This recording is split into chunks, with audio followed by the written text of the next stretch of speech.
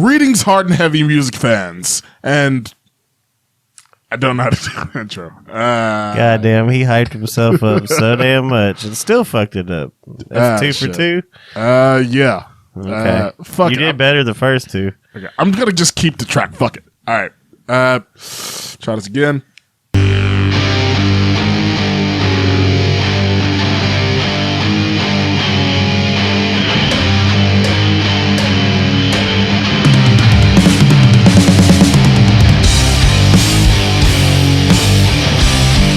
Greetings, hard and heavy music fans, and welcome to episode 12 of the Heavy Haystack podcast, a podcast about all things heavy music for music fans like you. I'm your host, Dante, and I'm here with my co-host, Mr. David Andrew Langley. Your job's so much harder than mine. This is the joy of being the, I guess, host number one, I suppose. But yeah, today we have a new album ranking episode for you. And I keep forgetting to mention the date every time we freaking do this, but it is February 13th, 2023, the day before Valentine's Day. He literally rehearsed every bit of this right before we started.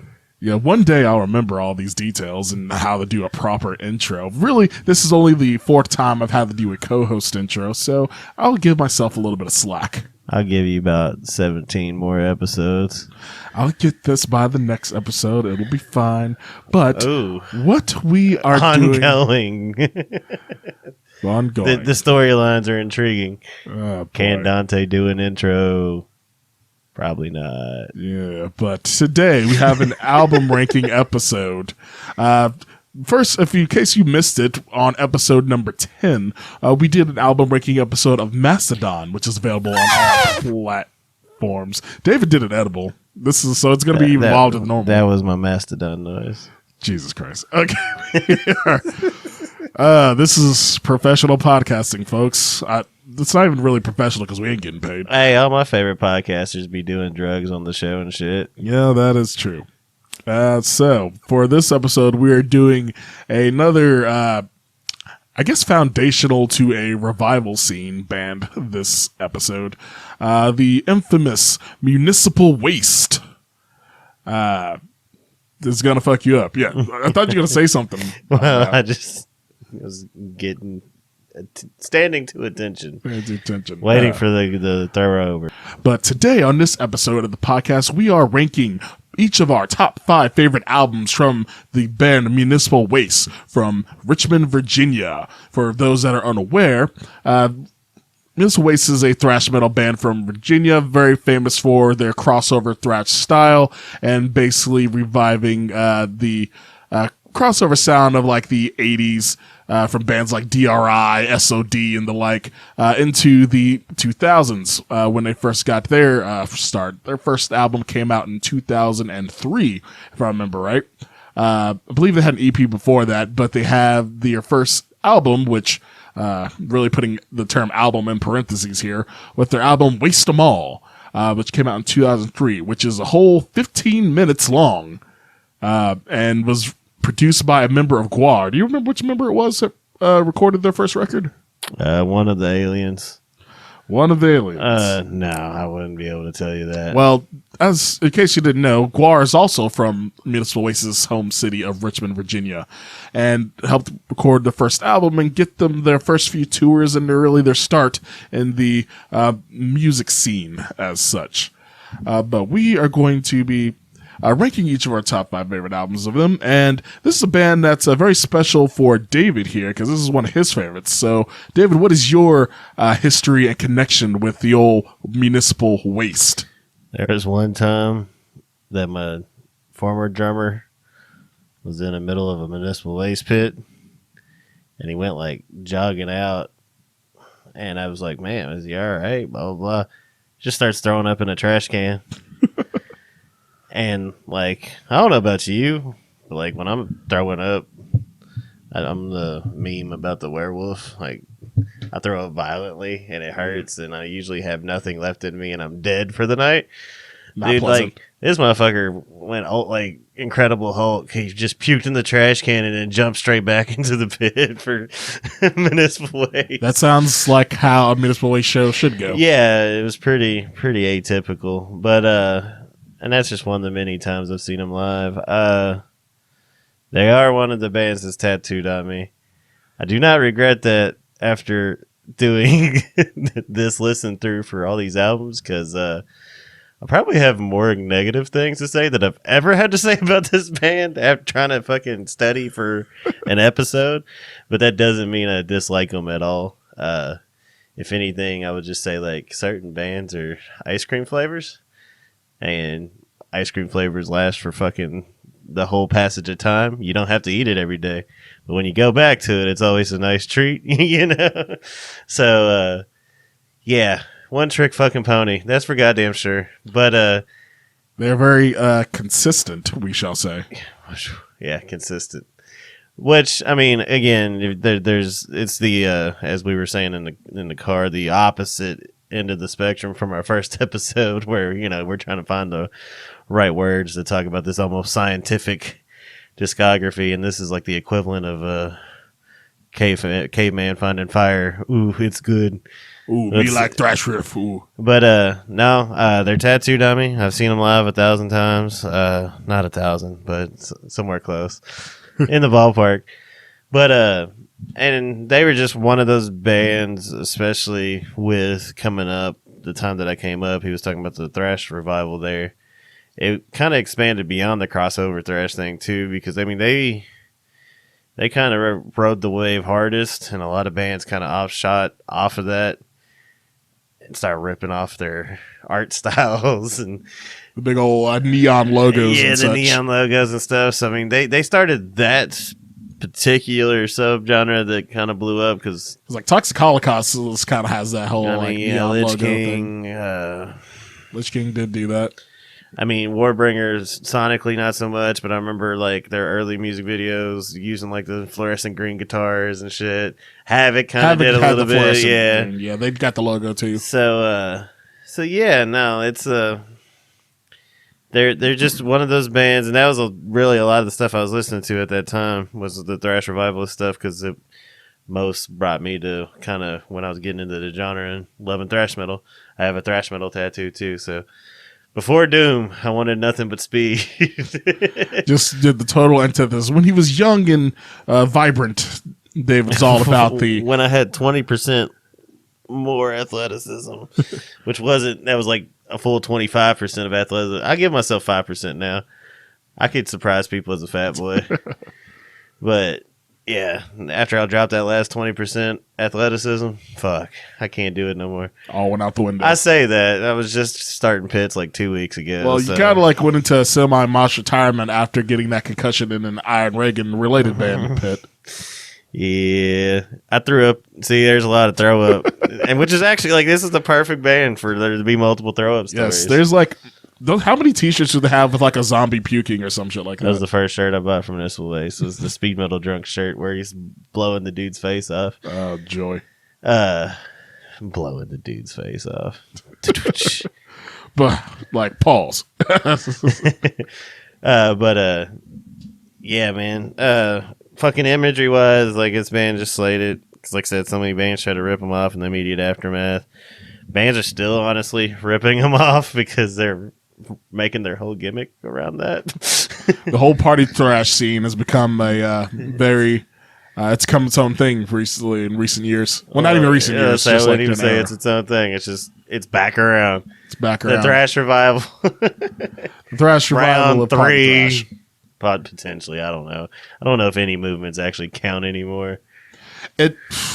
Not recently. Do they last? Well, it used to last because it was all like label pushed back in the day. Because like label would just like they get success at one type of band and then just sign a whole bunch of other bands that are similar to that. But now with the streaming era, it's a free for all as far as genres and trends, really. Yeah. So there's just more bands doing it all of a sudden once more.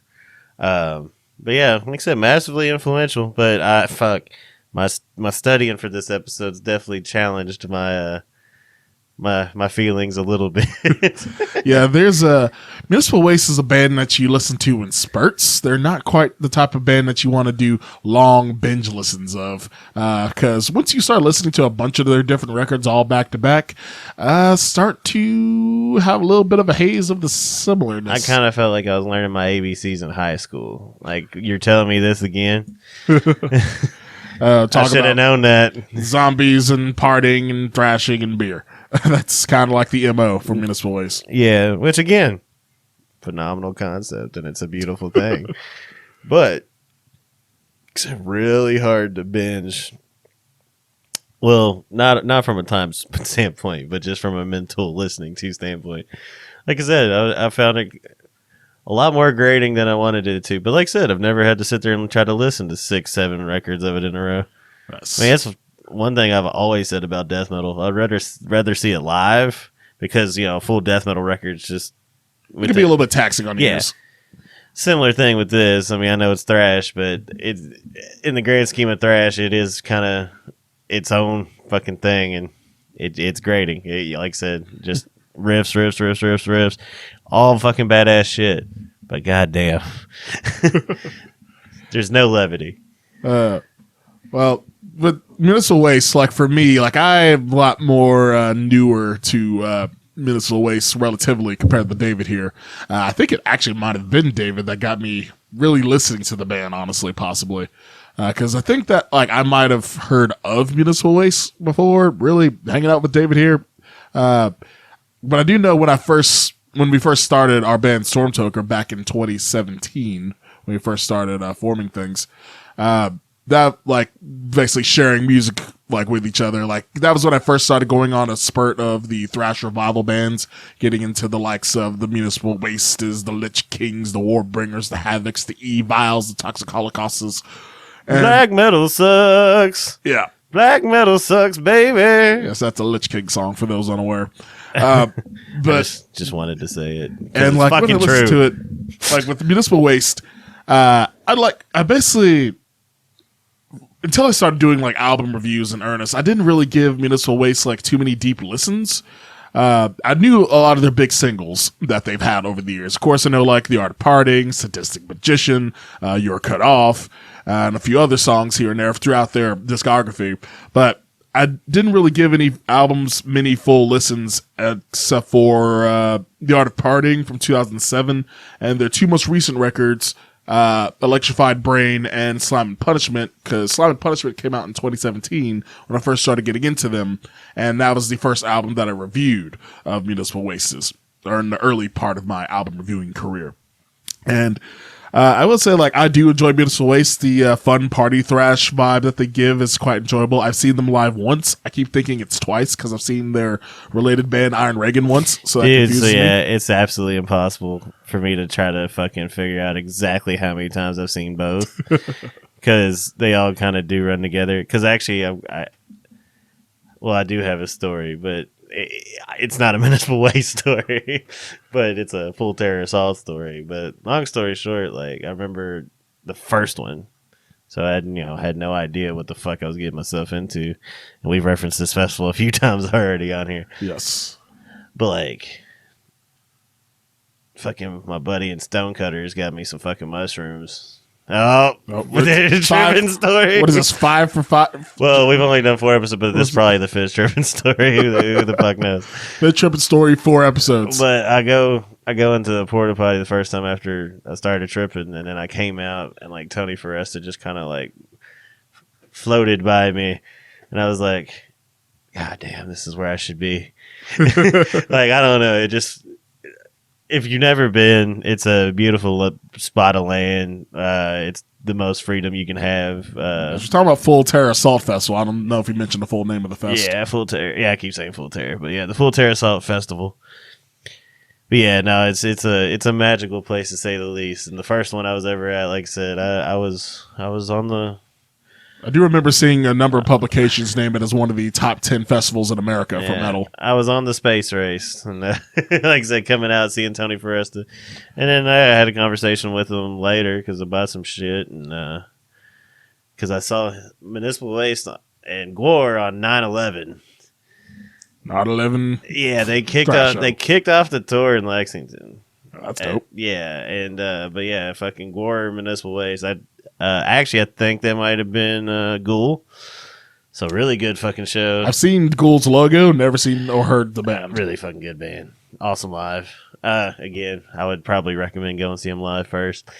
But another band that has blood and shit, so they got you. Ghoul aren't they another like kind of lighthearted-ish type of band? Yeah, they wear like the fucking potato sack mask shit, and like I said, there's they fit in with Guar Municipal. Yeah, I think the one album Splatter Thrash or whatever. Splatter Thrash, nice. But no, it was hilarious because like, of course, Odorous Young is rest in peace.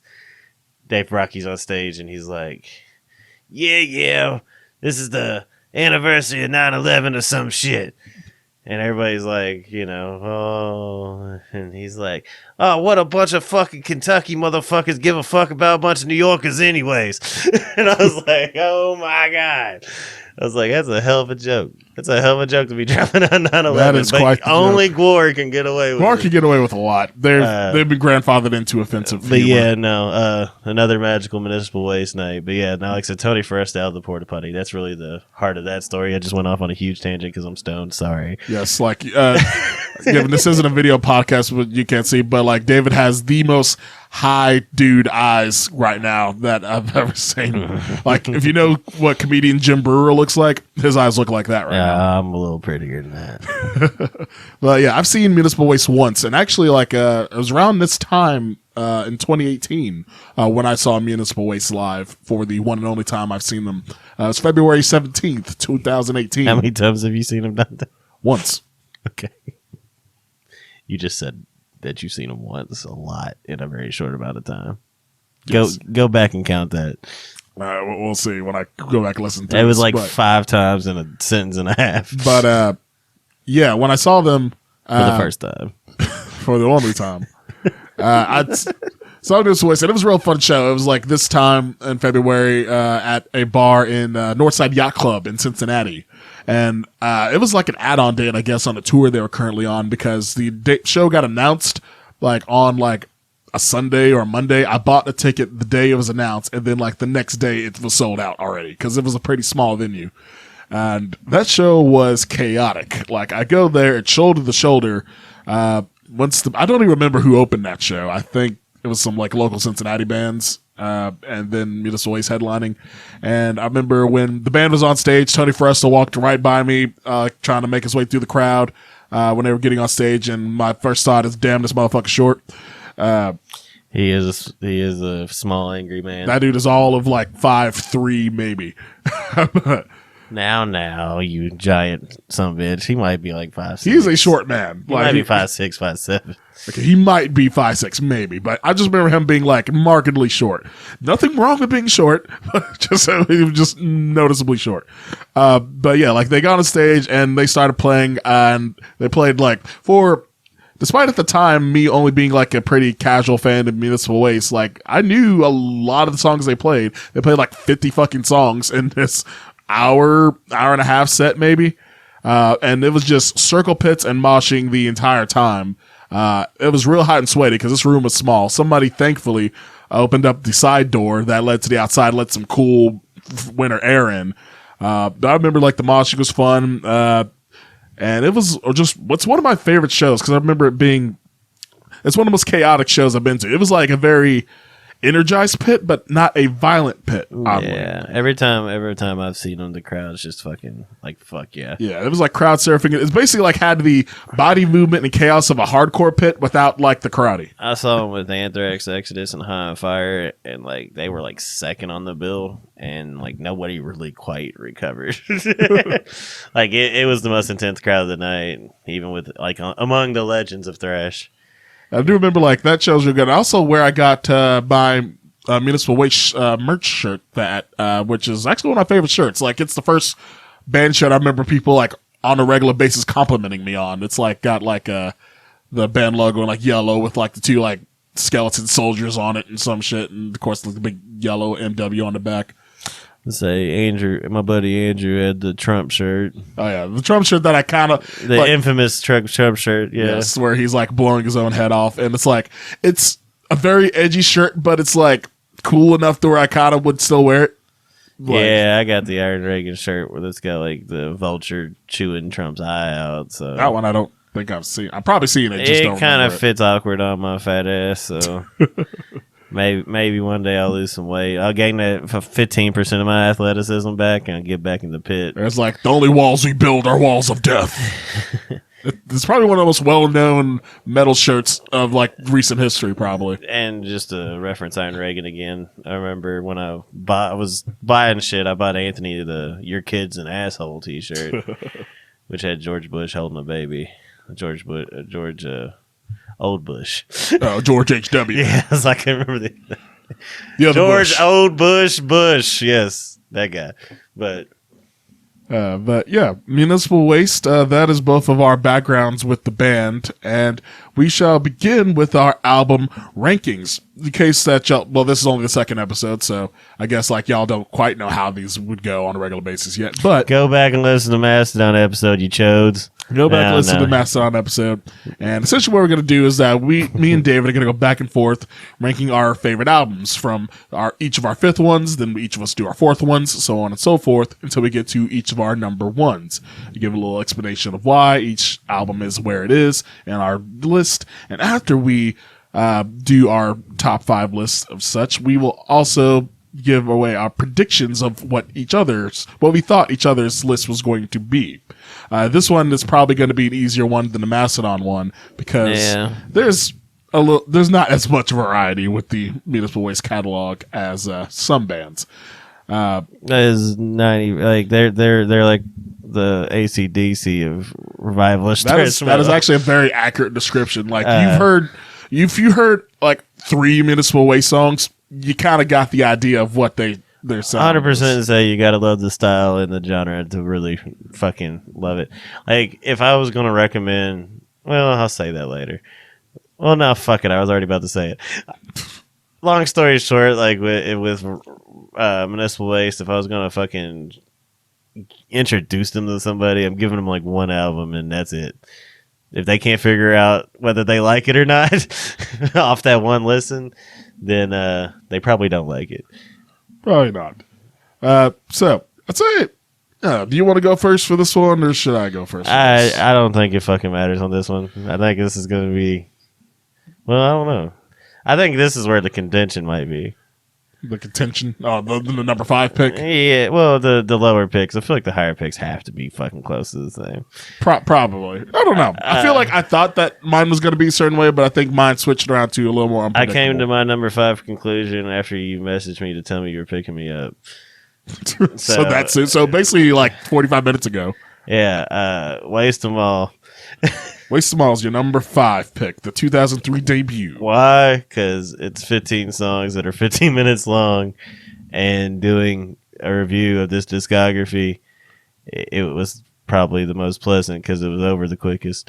Again, I'm not. I'm going to come across as negative, but I absolutely fucking adore and love this band. I love everything that we fucking listen to. It's just the way we had to listen to it to get to the conclusion. Because, like I said, you're doing a top 5, and we're like, all right, I got to listen to 7 albums of Mastodon. Fuck, here we go. 7 albums of Municipal Waste, and again, it's a fucking it's an exercise. Surprisingly in patience, because they're so short. The albums are so short. The songs are so short. But again, 7 albums straight and trying to do the studying. So literally for almost no other reason, number 5 is the 15-minute long Waste Them All. Which is an album and song number only, really. Yeah. But, I mean, given that they're, 17-minute or 17-song albums are only like barely 30. I mean, I know that's a Jazz Odyssey in comparison, but... Especially like starting off their career with a 15-minute album is pretty... ridiculous. Their first album has 15 freaking songs on it for a total length of 15 minutes and 27 They're seconds. the anti-Storm Tucker, and I think I kind of still love that about them more than anything. Yeah. I do kind of like the album artwork. It's like perfectly shitty. It's, And again, I couldn't tell you any tracks off this motherfucker. I was just so happy that something was that short and bite-sized. I'm looking at the titles, and the only ones that I remember really are Thrash, Don't Mind If I Do, because that's kind of like a parody title, and Toxic Revolution. Well, they're all good. All It right. burns quick, and it gets me where I need to go. Yeah, you. That's my. I've taken shits longer than this album's length is. I definitely sit there longer than this album. Usually the shit don't last 15 minutes. My last 9, and I sit there for 6, and I'm like, oh fuck, and I can't get up. Now my ass is numb. Like stand up and then fall into the bathtub. It's And shitting in the bathtub. weebles wobbles, but I definitely fall down. Wheels, wobbles, it all falls down. So, any other words on your number 5? Thank you for being the shortest album. Waste them all. You did. It's pretty much your most endearing factor. The album art is freaking dope. It's like dope in how like DIY it is. Very kinda. 90s cartoon, 80s cartoon vibes, Yes. which is pretty much their whole vibe, anyways. So, do you have anything else to say about your number 5? Thank you for being so short. Waste them all. It's a waste of ball. All right. So that's David's number 5 pick. And my number 5 pick, I feel like, is going to be. I didn't expect it to be in this spot when I first was listening through the list here, but I think this one might be a controversial-ish pick I don't think so. for number 5. And my number 5 pick is their sophomore album, Hazardous Mutation from 2005. Oh, well, no, this is blasphemous. Yeah, like I was thinking, like I do enjoy this album quite a bit. It's got the best fucking Municipal Waste intro riff, period. It has Intro Death Ripper as the opening track, and I do like this thing. It basically has like this was after like their debut album that they had with the debut record with the Waste Them All record. You could tell that they had a big degree of growth with Hazardous Mutation. They also had their lineup switches where they got their like bassist Landfill from like they've had since this album, as well as their drummer Ryan Whitty, who's played in other popular bands like Malevolent Creation and other few like notable names throughout his career. And you can really tell things I like about this album in comparison. You can tell that the skill set has really been upped with the addition of Landfill and Ryan Whitty on drums, especially Ryan Whitty's drum work, because he makes his presence known on this record pretty immediately. Like his drum parts stand out. There's 11 more minutes worth of talent on this album. Yes, he did get a little more time. There's still the same number of songs. The Jazz Odyssey, Hazardous Mutation. There's just as many songs. There's still 15 songs on this record like the previous one, but it's a whole 11 minutes longer at 26 minutes. But yeah, Hazardous Mutation is a great record. It basically shows that they really started polishing their sound to basically becoming the sound of what they were going to be. Because like on the first record, Waste Them All, like essentially it was like their whole MO was we're going to be as fast as we possibly can. Tony Foresta, the vocalist, is shouting so fast you can't make out. He doesn't enunciate shit. He's not making out a word of what he says, but you can actually understand lyrics occasionally on Hazardous Mutation, and has some really quality riffs. Unleash the Bastards, it's probably my favorite track on this one, and has like a number and Terror Shark as well is a favorite track from this, as well as The Thrashing of the Christ. A lot of quality tracks on this one, very memorable throughout this whole thing. It really establishes Municipal Waste as the band that they became known as, essentially. This tends to be a favorite among a lot of fans, and I like it a lot too. I thought it was going to be higher until I did a few re-listens of some of the other records that we will get to later. But yeah, my number 5 is Hazardous Mutation. Dante just wants me to fight him. That wasn't intentional, because I expected this to be a lot higher, actually. But and just glancing over the Thrashing of the Christ, they're like, you disrespectful fuck. I said The Thrashing of the Christ. That is a dope song. It is a dope-ass song. Like, I mentioned The Thrashing of the Christ. It gets my Thrash Woody so hard. Thrash Woody. Dude, It is a dope song. I do like it a lot. I do like the reference to fucking what's the name of that band that had the Guilty of Being Tight song on here is a reference to what is the name of that damn band, the old hardcore punk band that had the "Guilty of Being White" song. Why can I not remember them? You know the song Did you "Guilty say of Being them White"? earlier? No. They're one of the OG hardcore punk bands. I don't know. The start of the straight edge vegan shit. Earth Crisis? Not Earth Crisis, just straight edge, not vegan, but straight edge. But all the punk kids in the audience that are listening are just like yelling at me right now because, like, Vegan? No, you not said vegan, not just straight edge. I got stuck on vegan. Yes, yes. Like Earth Crisis was the vegan shit, but the It's like, I can straight edge shit. understand how you can be straight edge, but vegan? Fuck it. You a bunch of fat man. fucks. Just Google it. Jamie, Google it. Guilty of Being White is the title of one of their big songs. Guilty of Being. I don't have any fucking misconceptions about being a punk, so fuck off. Yeah, you.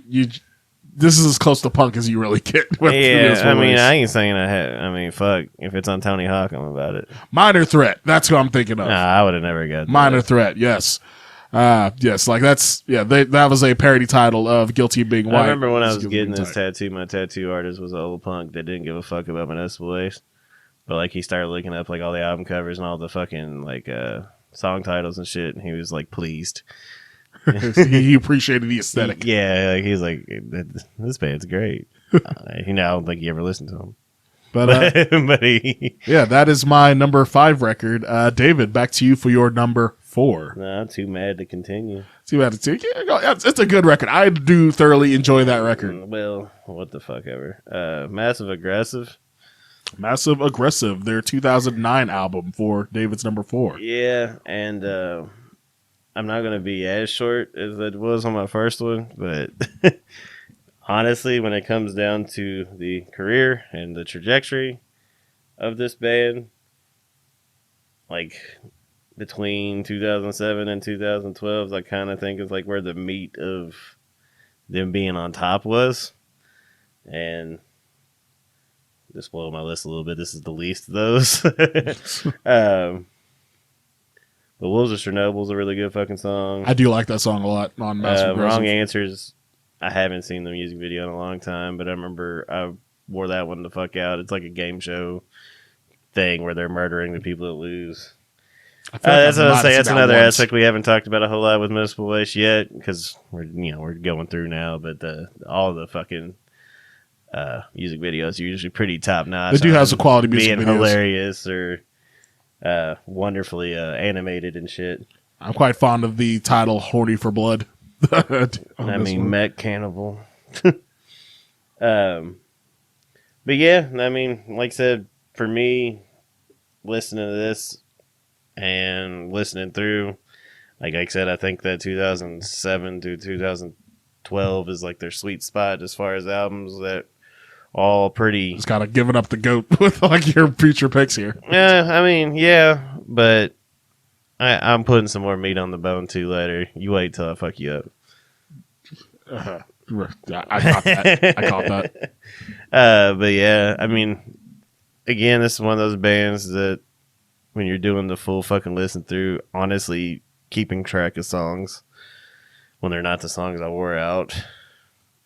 Because like I said, this album is one of those ones I probably listened to the singles more than anything growing up. I feel like, don't you have like a shirt or a poster of this album cover or something like that? I don't, but maybe Anthony has something. I don't know. But yeah, I wish I had more to say about it. I ain't even gonna fucking lie. That's the like I said, this episode, and I've been bitching about this forever. It's like I don't even know as far as details, because like even when you're listening through, it's like, oh, if you like the song and you're like doing something, you might have missed it like 3 or 4 songs ago, so you gotta go back and fucking be like, well, which one was that? You know.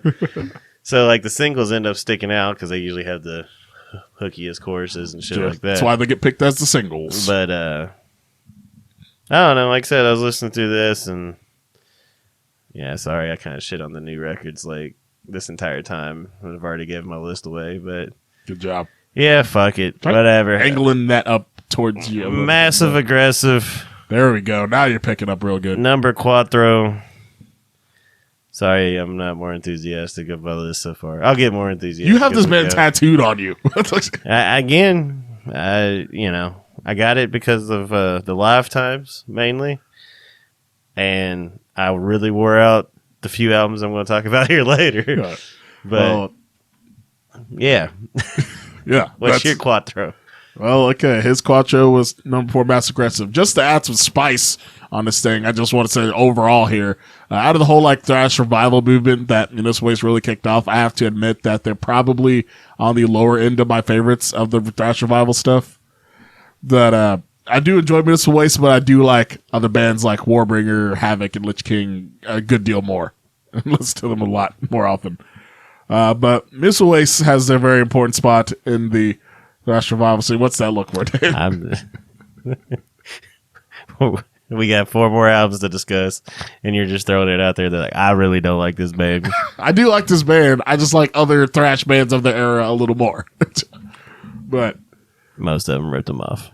We'll get into that later. My number 3. 4. No, 4. God damn it, Dante. 4. I'm getting confused. Who's the host here? I'm getting confused over like who's gone over what. Okay, my number 4. Who's hiring Moose Pussy? You are with your fucking edible eyes shit. But yeah, my number 4 is one where I noticed that the band was getting started getting a degree of like experimentation is too strong of a word with Municipal Waste, but they did try a few different things, I guess you could say. And compared to most of their records, this one, if I remember right, was a relative jazz odyssey as far as like the length goes. Why is my phone moving so slow? There we go. Okay, yeah. This was a relative jazz odyssey as far as like the length wise. It's even got more songs in number and total length than most of their stuff. But it almost had like a cohesive theme almost with this record. And that is their 2012 record, The Fatal Feast. Is my numero 4 for Municipal Waste. Let's just kill 2 birds with 1 stone. That's my number 3. It's your number 3. So we can discuss this together. Yeah. Okay. Well, yeah. Fatal Feast. I do like this one a lot. I like that I tried to do like a little bit of samples and had kind of like almost a cohesive theme with this. Also has one of my favorite album arts of theirs. Possibly my second favorite album art following another one we'll get to. Yeah, my drummer had the fucking Fatal Feast hoodie. You know, I called that album Wasting Space for fucking ever. Yeah, It is the first track. It is the first track, but like anytime I referenced that album after it came out, I always said Wasting Space. I never could fucking just call it the Fatal Feast, even though like that's one of the best songs on the record too. But yeah, Wasting Space. Yeah, this one has of course, like I say the typical Municipal Waste sound, which they all have the typical Municipal Waste sound, but this one is very strong with a lot of the hooks that it has on it. It has like one of my favorite songs of theirs, You're Cut Off, which has a wonderful music video with that one, an animated music video. I get so turned on when the fucking balls get stomped in by the high heels. That's nah, not really. That shit hurts. I would imagine that's most of that music video hurts when you really. That's a kink I can't get down with. Ball bashing? Yeah, ball bashing's not really up my alley. Wait till I do it to you. Ooh, baby. Awkward pauses aside. We made eye contact and Dante chubbed up. My bad, y'all. Just a little bit. This is going to turn into an R-rated podcast here soon. I'll bash it with one of them steak tenderizer stick things. Get some real ASMR going on with this one. But yeah, this has like a lot of strong tracks on it. Covered in Sick. Of course, we already talked about You're Cut Off. Standards and Practices is one on there. Jesus Freaks. There's a lot of like memorable tracks. Repossession. Repossession is another strong one. Really, this is one where like a lot of the tracks are memorable. I actually remember what the songs sound like off of the song titles, and I can actually match song titles to riffs that I can remember from their history. But yeah, they had a sort of like a whole. Was it like space zombies coming to eat people? Was that kind of like monster with 21 faces? Yeah, that was one that real stood out on this one as well. And this one's 39 minutes and 17 songs long. I'm pretty sure it's the longest one, ain't it? I'm pretty sure. Yeah, I think this is the longest album of theirs, which is 39 minutes. Average length for most bands. It's kind of short depending on some bands, but this is for Municipal Waste. This is a freaking marathon of a track. This is a double album for Municipal Waste, which says a lot about the record because everything that we've said so far, talking about how it's kind of a slog to listen to them back to back to back to back. That the longest one does happen to be both firmly in our top 5. Yes, like this longest one, like it shows they had enough diversity and quality songwriting with this one that they're really, it's for it being their longest track, it doesn't wear out its welcome. And they kind of nail some more mid-pace stuff on this one a little. I mean, as mid-pace as they get. Yeah, like they have like some hooky stuff. Funny thing, I think like Your Cut Off might be the fastest one still, and it's one of my favorites. Oh, yeah. Yeah, it's just hooky. Like basically anything with a big old chanty sing along. I remember when I saw them play this live, the whole place exploded more than it already was. Everybody should have been cut off. Yeah, like freaking like I was getting drunk during all the circle pits and running around. But yeah, this was like quality one, and this was my number 4 and David's number 3. This was the tour in which the drummer puked in the trash can. So nice, and they were doing a co-headline tour with Napalm Death.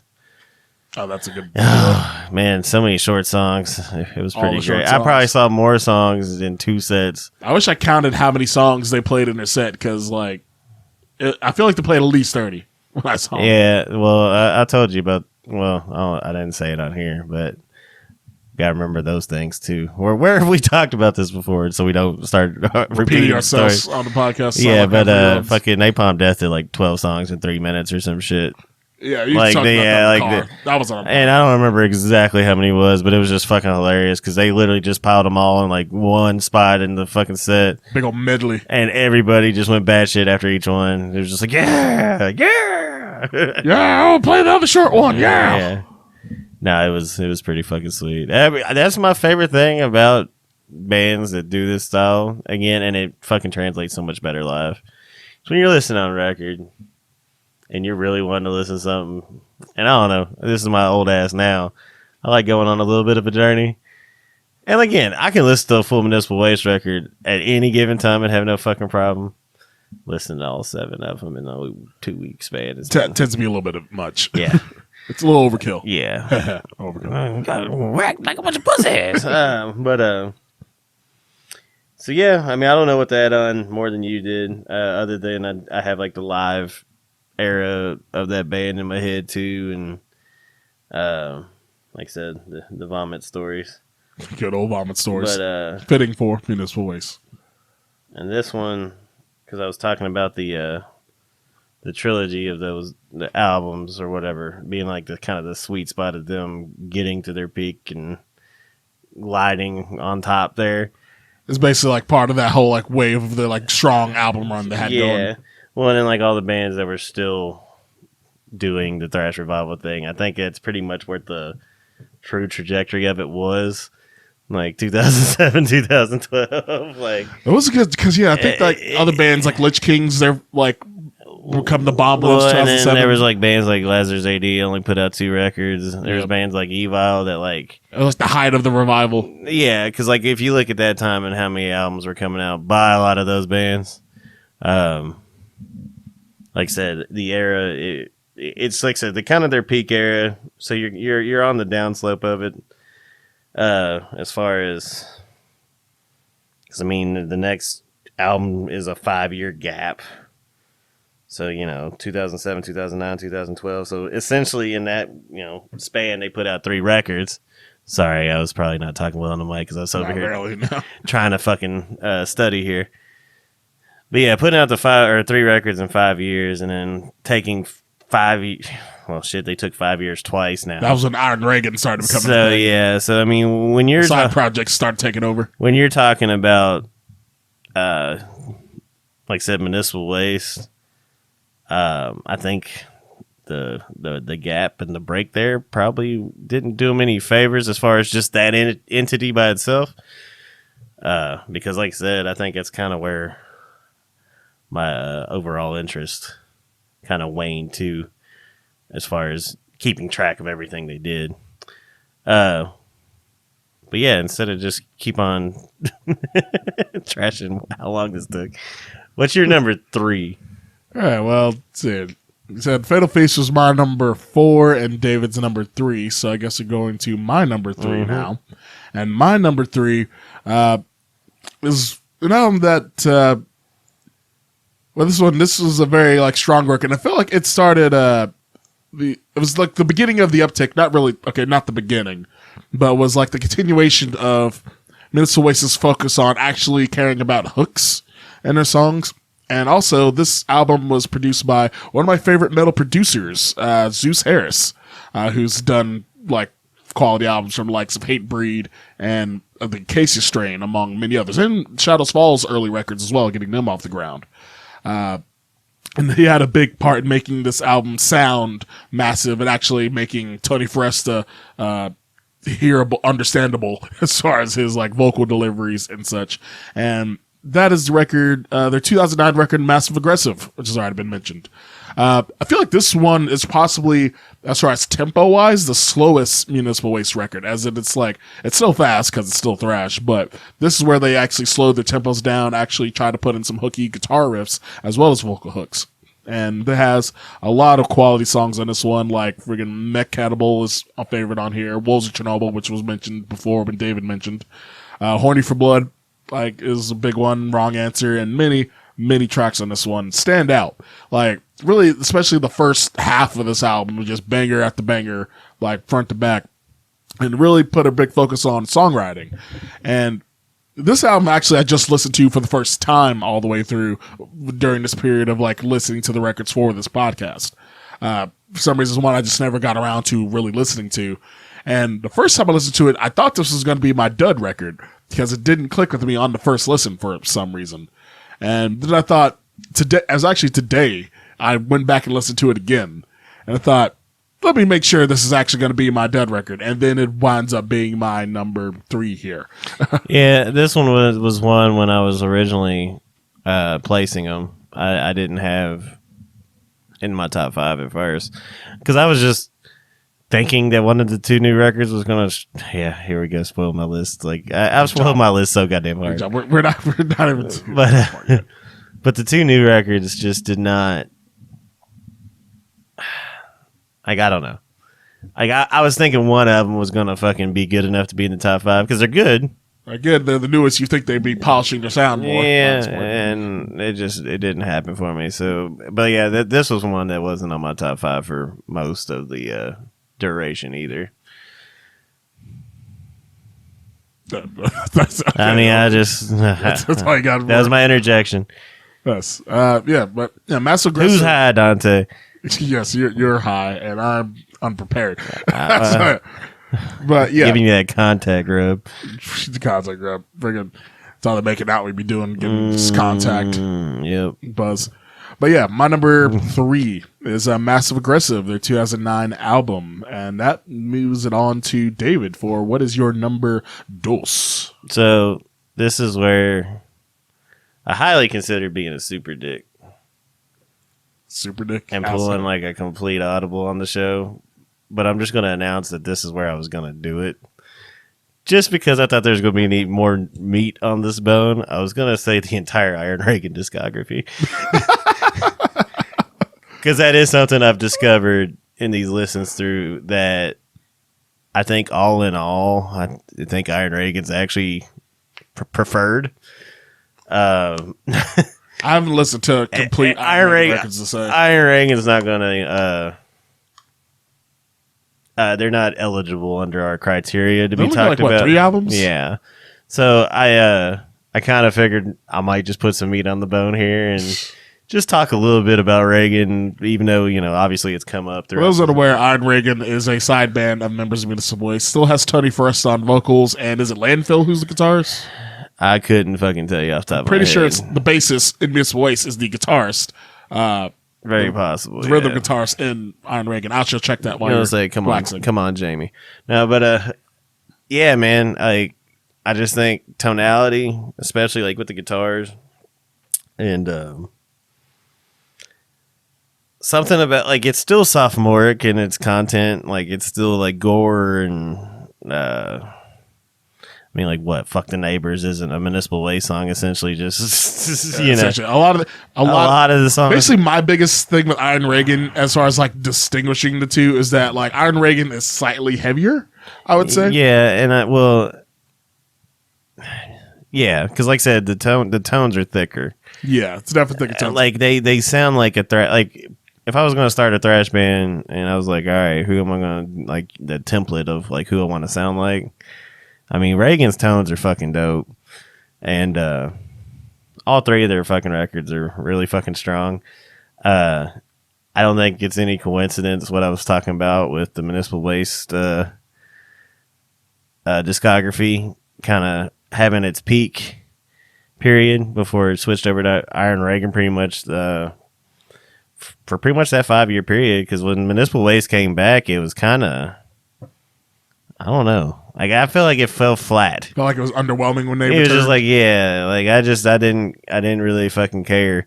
Which again, it's not that I don't care. It's just when you have like musicians in all these bands or whatever, and especially when the singer is pretty much doing the same thing.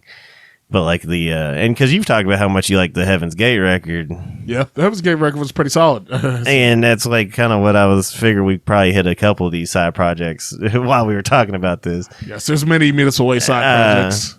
But yeah, so like, and I think just the general passage of time has made me less like diehard Municipal Waste. Like, I don't think I would have came to the conclusion that I liked Iron Reagan more, but I listened to all those records in the middle of listening to all these Municipal Waste records, and it almost felt refreshing, even though it's as similar as it is. Yes. But it's that, I guess it's the same flavor, but It's very much a very similar flavor. more catered to where I'm at now. Like I said, I can't even explain it, but those three records I would put firmly ahead of everything up until number 2. But my actual number 2... I still need to do full listens of the Iron Reagan discography. It is, in fact, Landfill as the rhythm guitarist, and he's also the producer of the records as well. Because he's also in Cannabis Corpse, right? Yeah, he's the main guy, guitarist and vocalist. Okay, so when I saw Iron Reagan and Cannabis Corpse together at Full Terror Assault, I remember Landfill being in Cannabis, but I couldn't have told you that. Like, it just... Oh, yeah. Landfill, like, his influences are very death metal leaning, like, in general. That's the day I was tripping a lot of balls. Of course. Which probably leans to the fact of why Iron Reagan tends to be a bit heavier than Municipal Waste is, because it's leaning towards the more extreme influences that Phil Hall has, as well as the production. Him producing it as well gives it a little thicker, heavier tone. Yeah. Well, and I think that's kind of what sealed it for me is when Municipal Waste comes back, it does these last two records they've done. They're just, I don't know. Like, I'm ready for Iron Reagan again. Well, fun fact, speaking of production, from the Fatal Feast onward, all the Municipal Waste records are self-produced. So it's all produced in-house. And Fatal Feast, a favorite record among both of us. Well, and sonically, there's nothing wrong with. Yeah, sonically, I mean, like, the tones and, like, production of it actually is quality. Like, it's all just throughout it. Preference for me now would be what Iron Reagan's producing versus what Municipal Waste is producing. Yeah, like, I'm not totally sure like how much influence the producers had on the earlier records, because the last record they had a producer on was the Massive Aggressive album with Zeus, but then after that it was Fatal Feast, Slime and Punishment, and Electrified Brain. They're all self-produced by the band. They have their own studio in Richmond that they work out of, which is why the production is kind of increased with EPs and such. Which, speaking of EPs, little side tangent here, like that. They have a lot of them. Municipal Waste does. And it kind of deserves a bit of a mention. Like, they're not albums in their own right, but their most popular song on Spotify right now is from one of their EPs, Wave of Death. Which I do enjoy that EP a lot. And I understand why it's one of the most popular tracks of them, because it's not even a vocal track, really. It's kind of like a sing-along hook with, like, riffs. It's kind of interesting, to say the least.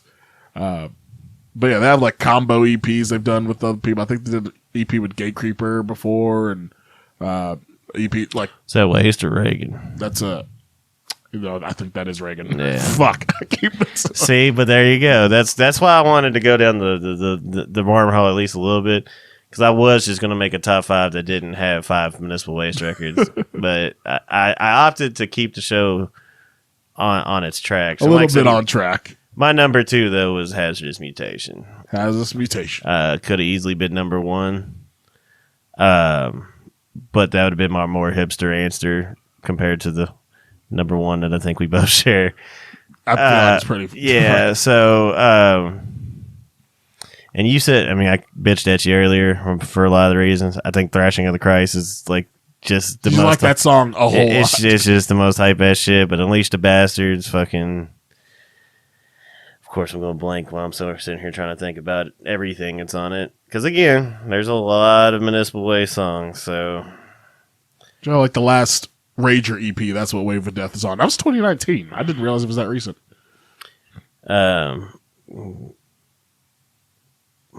Mind Eraser is such a good song too. The Terror Shark. Terror Shark is just because of the dumb title and topic. I do enjoy that one. But I've probably listened to this one the most because, like I said, the 11. I knew this one was going to be high for you because you've mentioned this record a lot. Yeah, and like I said, it could have arguably been number one, but I think the obvious number one now was way too good to pass up on. So I'm just gonna go ahead and get to your number two, so we can talk about the one. The one. Yeah. Well, like my number two is one that got to be number two due to re-listens, honestly, because like I remember, like I've listened to this album when it first came out, and I wasn't too fond of it when I listened to it back then, but after browsing through their entire discography and listening to like everything, this one wound up standing out with like a strength to songwriting, very hooky tracks, a lot of stuff that was very memorable. And I don't know why it didn't stick with me on the first go round when I listened to it back when it came out, but on this go round of listening, it stood out a lot more. And that is their 2017 record, Slime and Punishment, is my number two for the band. This album, when I went back and listened to it recently in like the past week or so, they actually had like banger after banger, like pretty strong. Shrednex is a standout song. One of my favorites on here. Enjoy the Night, Breathe Grease actually was way better than I remembered it. I thought I didn't. For some reason, that song I thought was like lackluster when I first heard it, but now it's like, oh, this actually has some sweet riffs on it. This one obviously is not on my top five. Yeah. If I've only referenced this entire episode, but I will say that was something I did take away, as I did enjoy it a lot more listening to it than I remember when it came out. Yeah. I know I haven't said a lot of positive about a band I really like. That's tattooed on you. But yeah, no, like this album was definitely better. I'm not mad that you have it that high, because there was a couple riffs and couple songs. Like I said, Shrednex was one of the ones I made sure to figure out what that one was. I was like, oh shit! From the title to the riffs to everything about it, just Shrednex, it's endearing. It's an endearing song. And Poison the Preacher is another big one. But like Pearl Violators, I like the little cop drama sample to have in that little thing. Excessive Celebrations, like I think literally like a song about sports teams winning and everybody tearing up the city. Because I remember listening to it, I was like, fuck.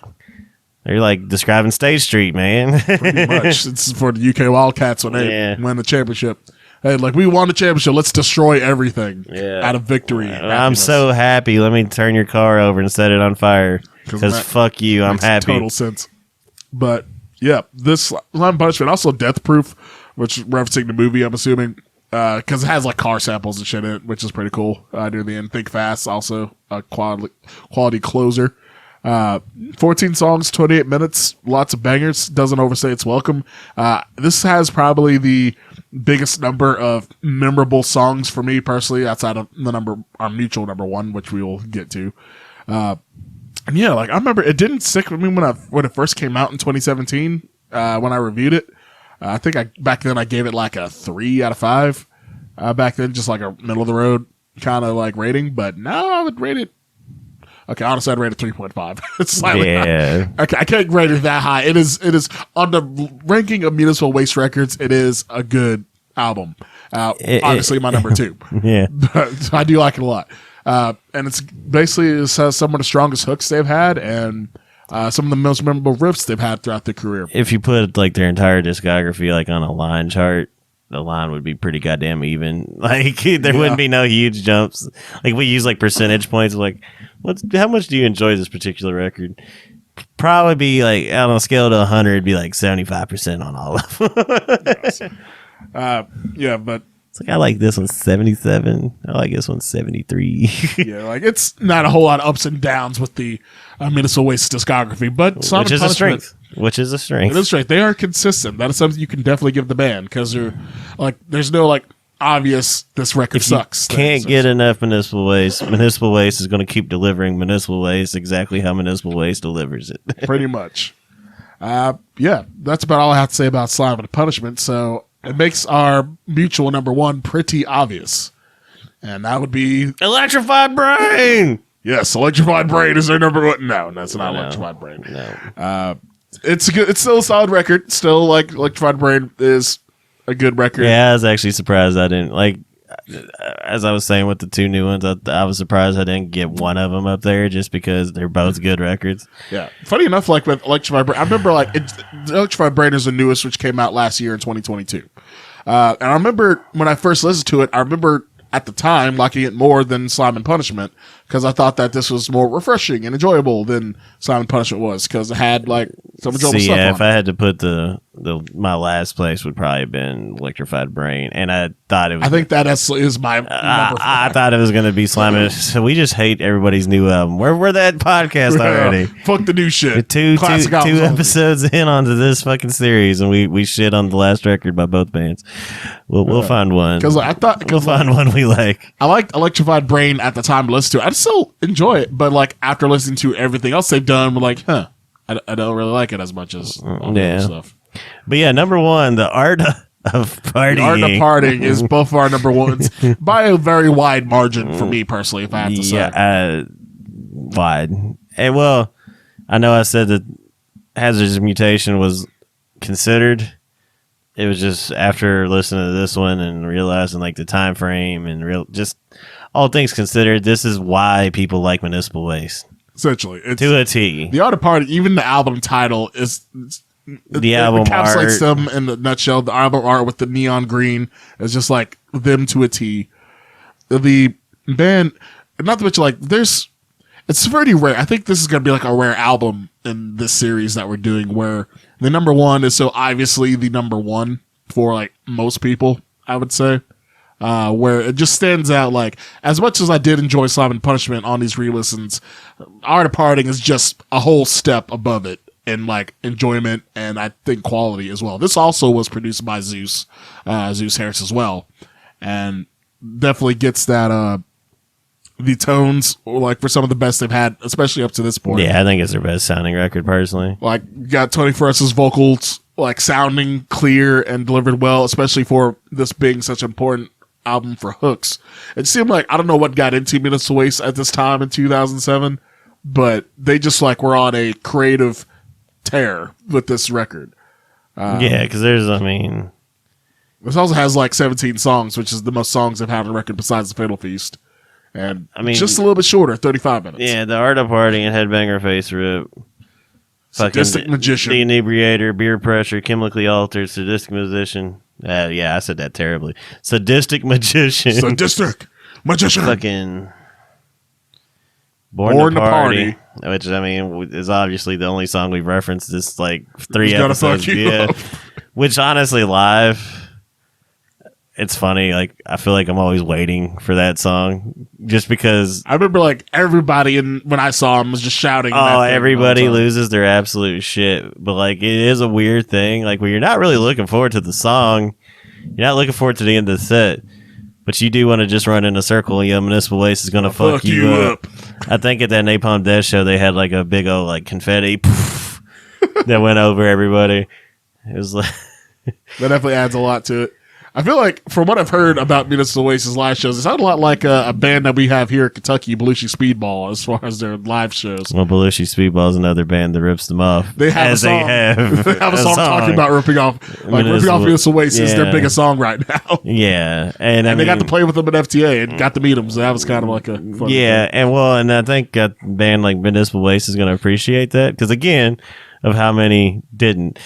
I do remember, though, hearing an interview with Tony Foresta where someone was asking them about the Belushi Speedball song. He says, yeah, you're like the 6th person to ask me about this freaking song. Oh, yeah, I'm sure it's all he fucking gets to hear about. Oh, yeah. Which is good for Belushi Speedball. It's free advertising to the best. I'm saying, good for more power to him. And good for Municipal Waste. Representing Kentucky Thrash with it. Right. But yeah, no, there's nothing. This album is just so fucking strong. And I said I'd probably listen to Hazardous Mutation more. It's probably honestly close to fucking tied. But like I said, like knowing about the band at the time too, like I said, it's another. I didn't really talk about my childhood connection much, but I think I got the tattoo when I was 18. So What are your early fresh I'll ones? say 2007 would have been me being 15. So, and then I saw him a few times live before I went and did that. So, I mean, this is the era that locks you in. Like I said, I kept on talking about the songwriting peak of them. They kind of steamed off of this, but the next two outputs were really strong. They're both in our top 5. So yeah, the Art of Parting is just like the gateway. The meat of the Municipal Waste career was the best part of the sandwich for sure. Yeah, the Art of Parting is just like it's a song record, like the Art of Parting. That's always in my Spotify top 100 most listened songs every year. I never get tired of listening to it because it's just infectious. Like it's also like a well crafted layered chorus that they did with this one, where it builds where they have the trade off vocals between like Tony Foresta and I'm assuming the guitarist whose name escapes Ryan Waste, yes. Where they do the trade off vocals, which is like really cool. It's like it's just saying the same lines over again, but just with a different voice saying it. But it's such a small detail that works so well for having such a good hook. This is just another record under producer Zeus Harris's cap of being like the best. He's responsible for a lot of bands' best records for like a lot of because like with the Casey Strain 2, their record Wormwood never says best Zeus. Yeah. Fucking Art of Parting, Zeus. Freaking a whole lot of other bands like whatever their best record is, Zeus did it. Dialing. If we ever get big enough, like I'd love to have Zeus produce one of our records. Yeah, but a lot slower than Municipal Waste, but yes. Laurel, that's like, hey, they do fucking Fit for an Outtop. No, they do their own shit. Never mind. that's another favorite producer of mine. Whose name escaped. The guitarist for Fit for an Autopsy is the producer who's produced Body Count and many other bands. Getting off topic, The Art of Parting are both our number ones. One of the greatest thrash records of the revival period. Really, probably. I mean, if you want to talk about the. I mean, if you're going to talk about like all time, even you're talking about probably a top 10 to 15 thrash metal record all time. Yeah, this is definitely this is responsible for getting basically our generation into thrash for a lot of people, honestly. Yeah, because like I said, this was their breakthrough. They were the band leading the resurgence. And of course, every Big Four thrash band had a fucking knockoff after that, too. This is even close to the time period where Trivium wanted to be Metallica. The Crusade, I think, was 2007 too, wasn't it? I think it might have came a year earlier in 2006. I will double check that. But even then, there was other bands that were scratching their thrash itch. And come on, Jamie. My phone's moving a little bit slow. I know, goddamn. But yeah, Trivium, like this is basically a good time for like the comeback of thrash. Yeah, it was the year before the Crusade came out, 2006. So, but even then, like you had bands that weren't thrash bands that were doing the thrashiest shit at the time. And like I said, hell, even my original band, Theories of the Apocalypse, was a thrash thrash band a thrash entity that was trying to do something. We're terrible musicians. I'm still a terrible musician, but that's beside the point. You're pretty all right. I'm loud. You're definitely loud. That's undeniable. I love how like anytime someone does one of those like social media music band lists, like a lot of people we know. I'm glad people we're the loudest trying to spread the word that we're the loudest band. We're not even the loudest band of our friends, so fuck off. Like loudest show you've been to, Storm Toker. Like, yeah. I'm glad you believe it, but like, there's definitely bands that definitely fucking fucking Howlin' Giant makes us look like nothing. Howlin' Giant's pretty loud. They can be loud depending on the place. Telekinetic Yeti is the loudest show I've been to.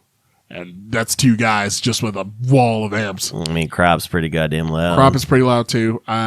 Conan is also one of the loudest ones I've seen. Weed Eater was pretty goddamn loud. I just saw, an anniversary Facebook memory thing from, 2019. Yeah, my potato phone definitely got terrible quality. Oh, actually, I didn't go to that one. You didn't go to that one? I went to the Cosmic Charlie's on Winchester Road.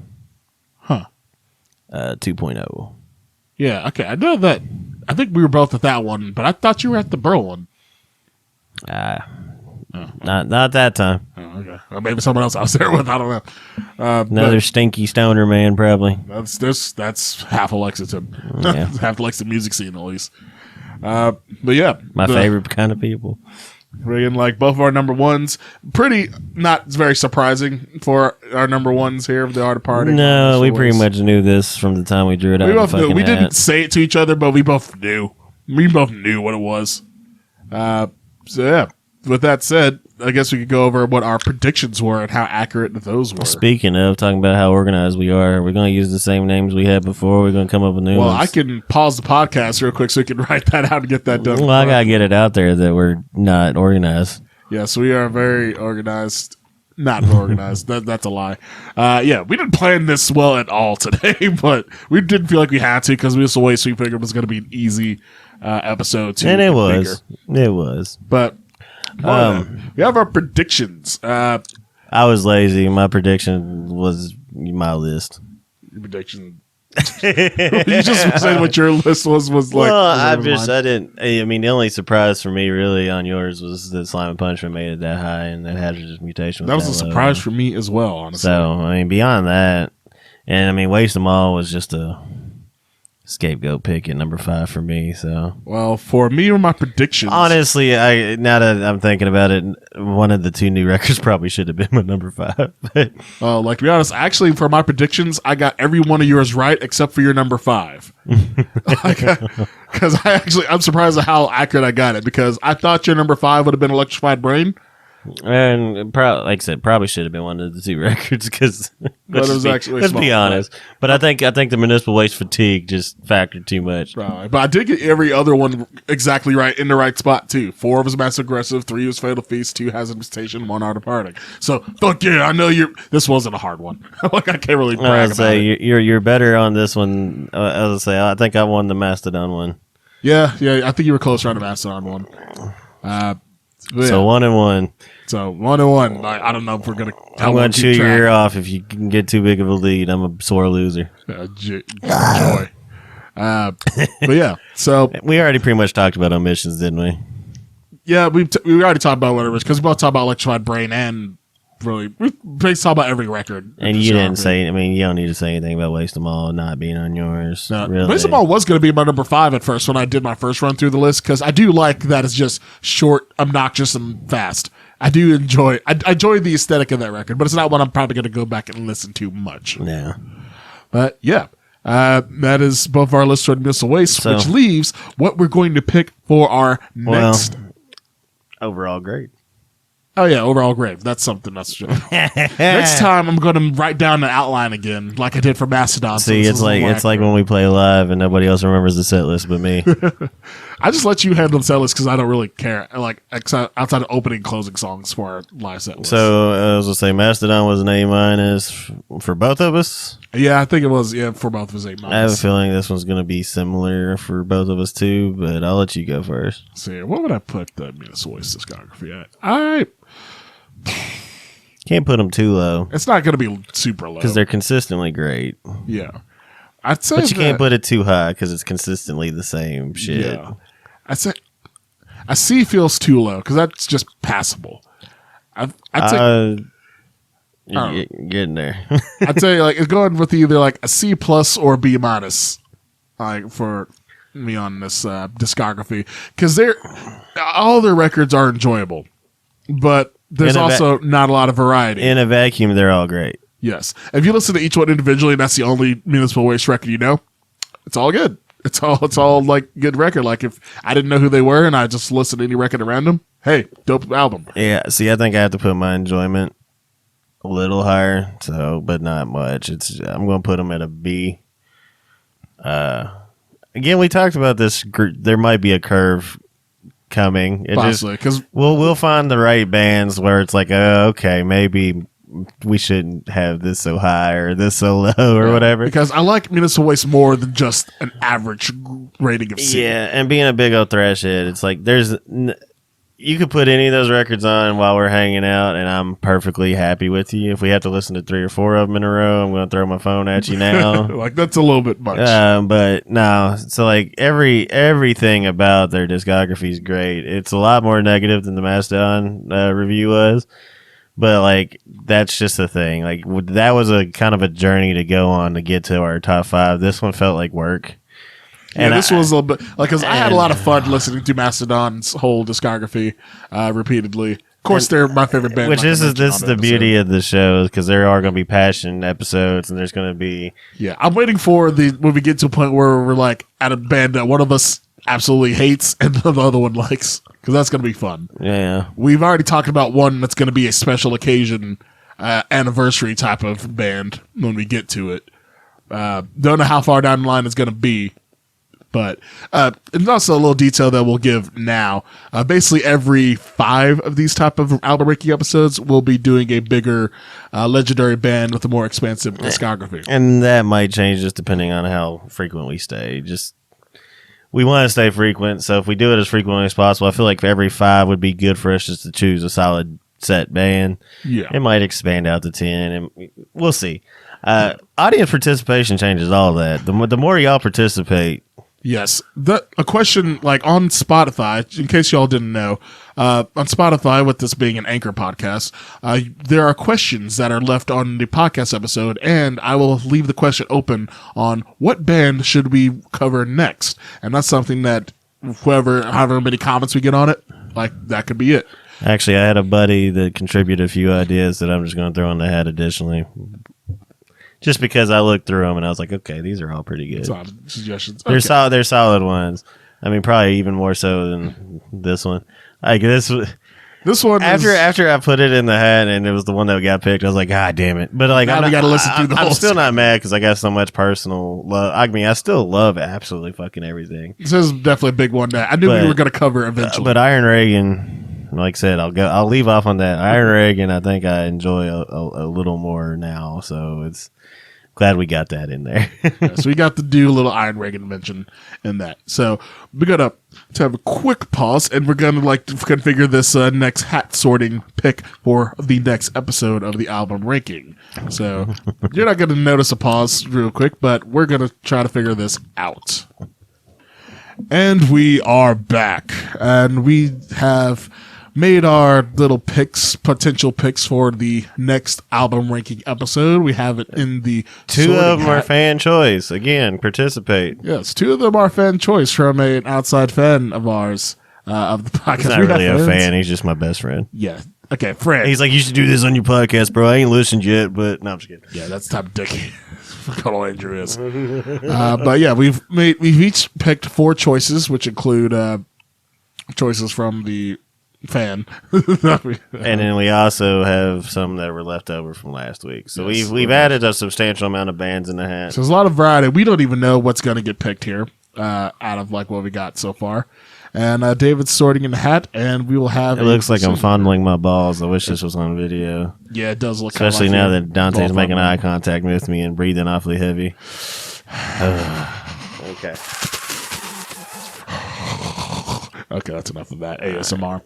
So, what are we going to have for our next album ranking episode, Mr. Langley? I can't read.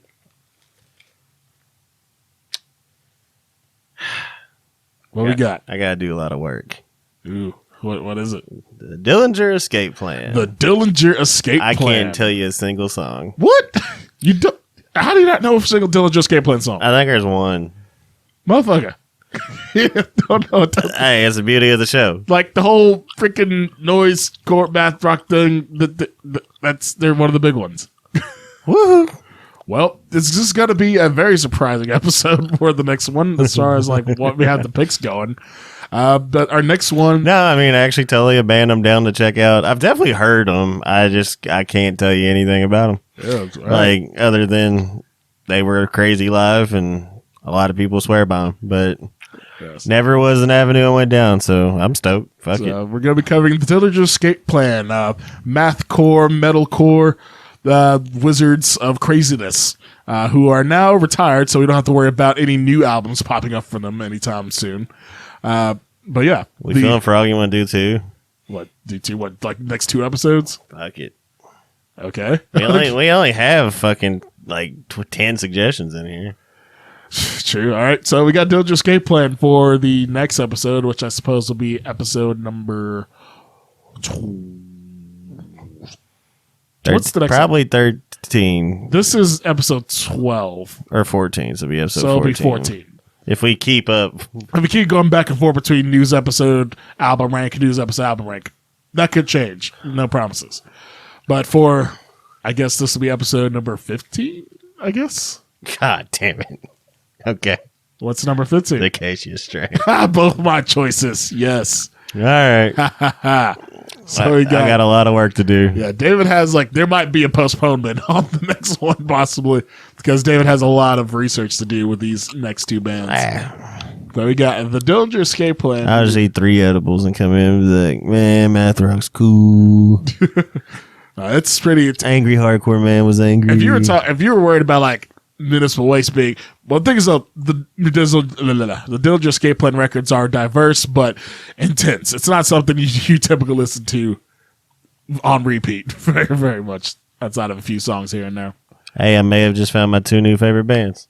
Possibly. Like, hey, if we can get you into the Casey strain, I'm going to be real happy. Tune in next time to find out. Yes. But, yes, that is the end of the Municipal Waste album ranking episode. Still too damn long. Album number. This is a lot shorter than the Mastodon one. We had 1:25? Hour 21. Damn. That was a good guess. With the song added to it, it's going to be about an hour 25 or so. So, yeah, this is pretty brief. This is probably the shortest podcast episode yet, actually, overall. But for Municipal Waste, that's more than enough. Honestly, we did it too long if we're talking about how long their albums usually are. So. Pretty much.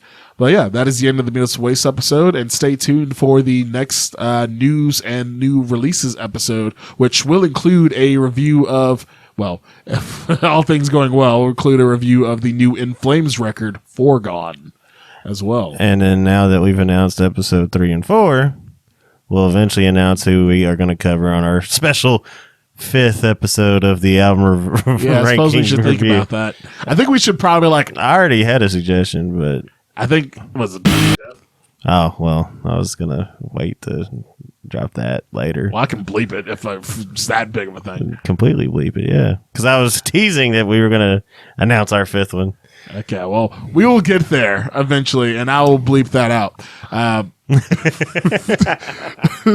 bleep that out when I go back over I was going to tease something. We told him episode 3 and 4. Hour 22. Make a memory of that timestamp.